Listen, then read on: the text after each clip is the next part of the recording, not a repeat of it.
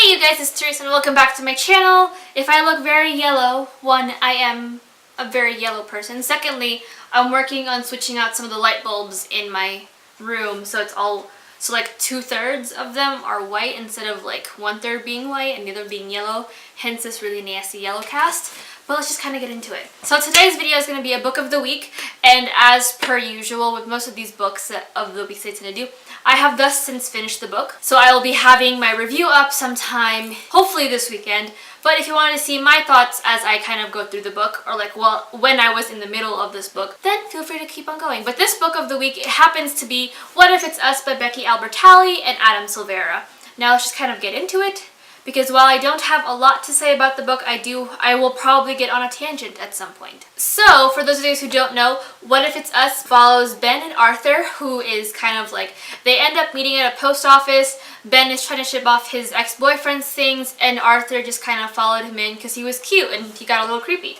After they meet up in the post office, they kind of miss each other and forgot to get like names and contacts, and next thing you know, their relationship follows a series of situations like bad first dates, bad so-and-so dates, exes getting in the way, all that fun stuff. And it's essentially like a gay rom-com in a book form, which is really nice to read about, because typically you see like the more like typical like heterosexual rom-coms, but like the gay one's always very nice, so I'm not complaining. But for my thoughts as I was reading it, so far, like in the beginning was very cute. It was very much like, oh, I'm trying to get over my ex, but this is also a really cute boy. And at the same time, on Arthur's perspective, he's only in New York for the summer for an internship, and there's also this really cute boy and he wants to get to know him, and it was very cute and very fluffy. Then the second half kind of got a bit on my nerves, and that's kind of where I made this chunk, was the second half. Like, they're definitely polar opposites, I see that. Ben is very much stuck in the ground, very realistic, sometimes borderline pessimistic, but I mean, I can understand that. Whereas Arthur is very much head in the clouds, the universe put us together, the universe wants us to do great things together, and we're gonna fall magically in love, and it's gonna be great. So that's kind of them. I'm definitely expecting Arthur to get hurt during this book, just because along the lines of like this whole like rom-com situation, Arthur does fit the very head in your clouds, stereotypical like everything's gonna work out just fine, I'm a huge optimist, and all that fun stuff, and I feel like he's putting a lot more work into the relationship than Ben is, since Ben did just come out of a breakup. But I mean, their first date involved kind of Ben taking Arthur around to things that his ex and him used to do. So I mean, who really, like in retrospect, who decided on that one? Because that's not the smartest idea in the world. Not only because you'll be comparing your situation with your current date, but also with your ex, and no one can live up to the standards of your ex-boyfriend. Like, there is no possible way, but that is a thing that can happen. I honestly don't know how to feel about this book. I feel like I can't fully invest myself in the relationship because we're getting two halves of a different story. Arthur's falling head over heels for Ben, and Ben's kind of a bit more reserved, kind of guarded, rightfully so considering his ex-boyfriend did cheat on him, so it does make sense as to why he would be a little more reserved. But at the same time, like, who in their right mind takes their date to all the spots that he and his ex-boyfriend used to go? Like, you're in New York, buddy. Like, I get it, you've lived there your entire life, and you probably, like, go to these favorite spots out of habit, but, like, again, New York. Like, there are 1,000 other date places you can take the sucker. Like, I just feel like it just keeps missing something, and I don't know what.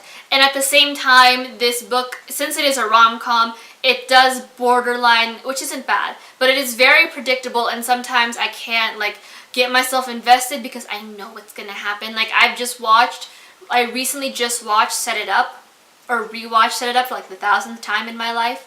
So, like, again, I can't fully invest myself in a situation because I know exactly what's gonna happen.